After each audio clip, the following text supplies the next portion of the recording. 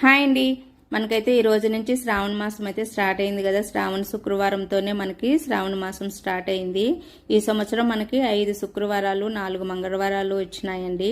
ఈ రోజైతే నేను పొద్దున్నే లేచి ఫస్ట్ గుమ్మంకైతే ఇలా పసుపు రాసుకొని ముగ్గులు వేసుకుని దీపం పెట్టుకున్నాను. గడప పూజ అయితే చేసుకున్నానండి పొద్దున్నేనే ఈరోజు.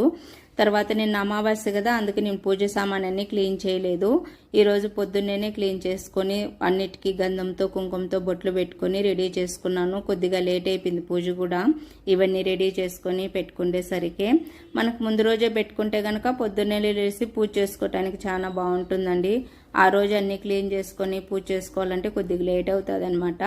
తర్వాత అన్ని ఇలా సర్దుకుంటేసినాను. పూలు అన్నిటికీ విగ్రహాలకు పటాలకు అన్నిటికీ పూలు పెట్టేసుకుని తాంబూలం పెట్టుకుని పండ్లు పెట్టుకున్నాను. అలానే ఈరోజు ప్రసాదంగా పాలు పెట్టి బెల్లం ముక్క పెట్టుకున్నానండి. ఈరోజు ప్రసాదం అయితే ఏం చేయలేదు, ఎందుకంటే ఇవన్నీ క్లీన్ చేసి పూజ చేసుకునేసరికి లేట్ అయిపోయింది.